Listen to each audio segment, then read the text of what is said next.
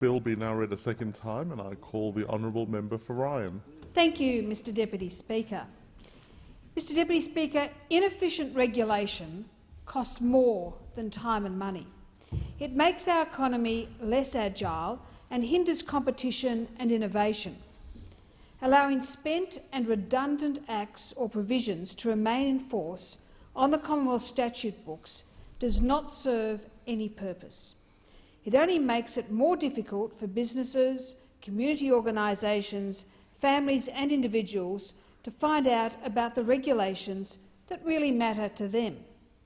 Even worse, outdated and irrelevant laws and regulations make lawbreakers out of decent, hard-working people.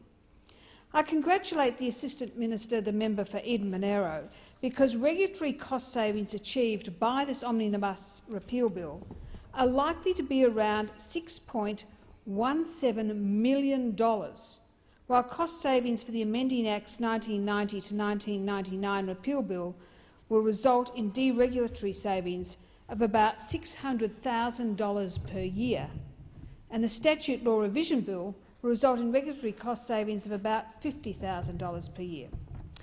Mr Deputy Speaker, sometimes the best thing we can do to make more services more affordable and more accessible for more of those who need it is for government to actually do less. The Coalition Government's regulatory reform agenda has been a success.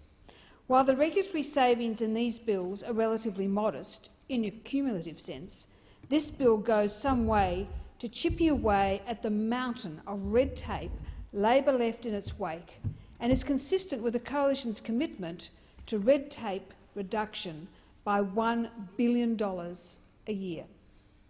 Clearly, the business community has good reason to celebrate the Coalition's record in cutting red tape.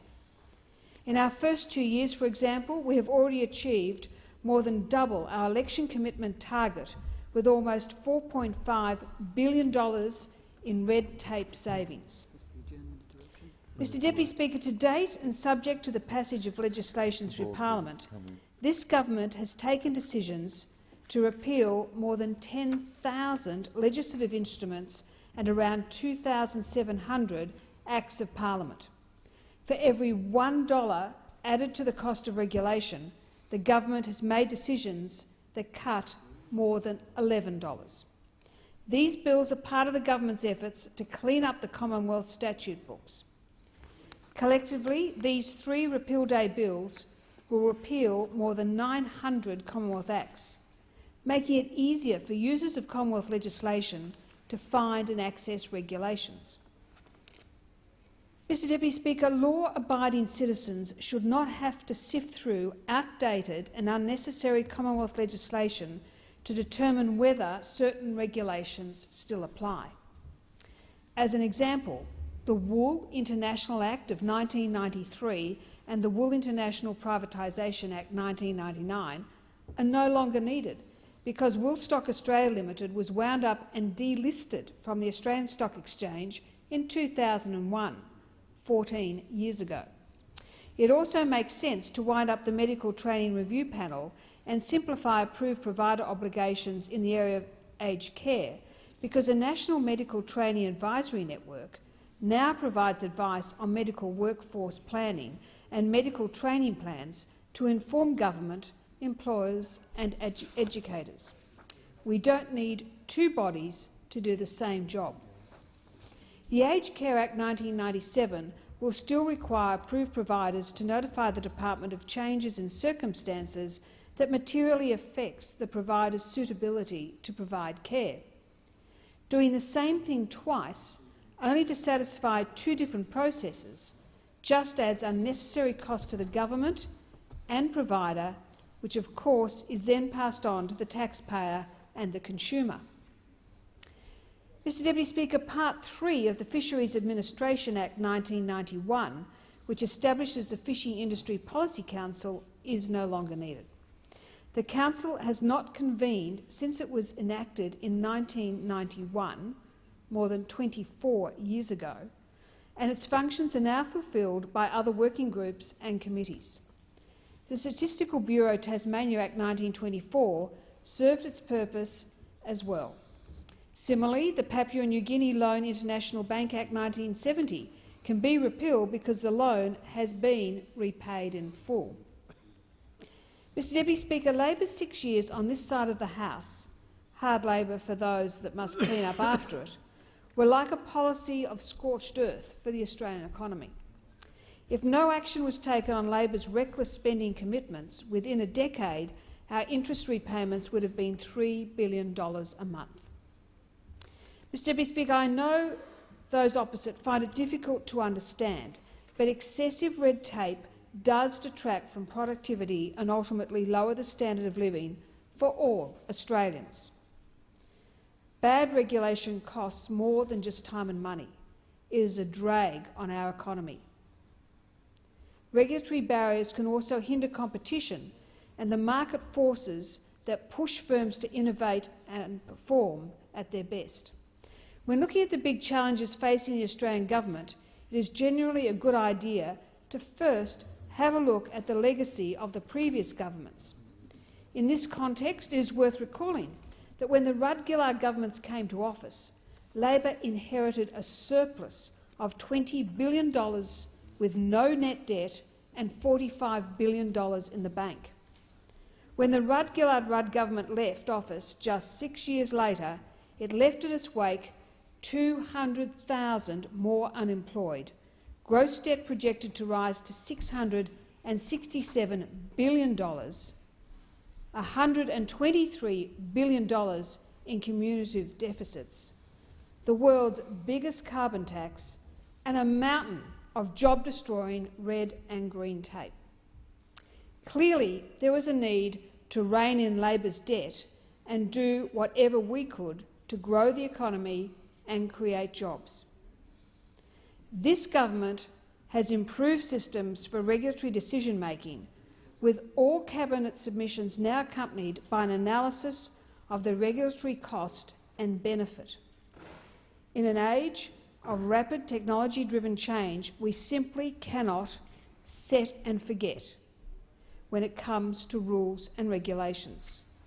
We have changed the way we approach regulation so that it is not seen as a costless way to address policy issues. And here today, with the Omnibus Repeal Day Spring 2015 Bill 2015, we are again sweeping away more dead and fossilised red tape and uncluttering the Commonwealth statute books while making other laws more efficient and more productive. In our first 2 years, we have already achieved more than double our election commitment target, with almost $4.5 billion in red tape savings. Mr Deputy Speaker, I congratulate the government on beating our red tape cost-saving target by $2.5 billion in just over 2 years, and I commend these bills to the House.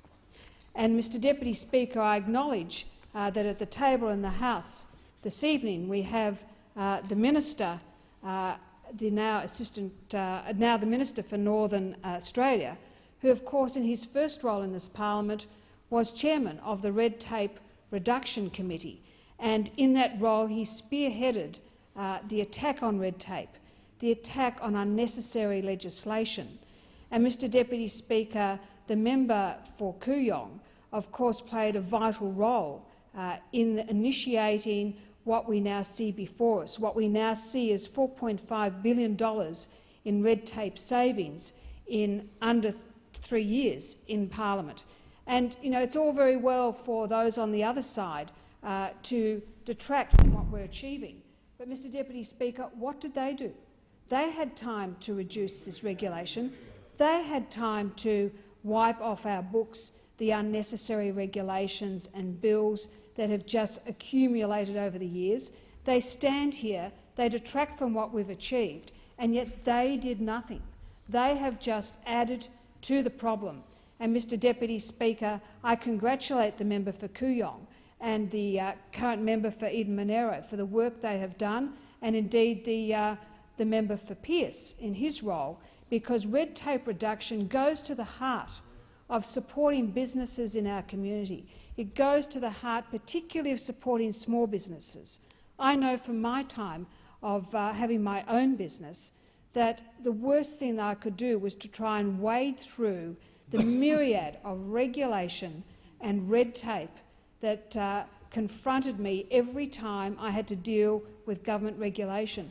And as I said earlier, it has turned honest, law-abiding, hard-working small business people into lawbreakers because we just don't know what's there. It is so difficult to put up with the regulation, with the red and green tape that we're confronted with, that small businesses are confronted with on a day-to-day basis. And, Mr Deputy Speaker, I find that what this government has done, what ministers have done, like the member for Kooyong and the member for Eden Monaro, is taking away that myriad of tape that has strangled small businesses, and I congratulate them for saving more than $4.5 billion in just a few years. The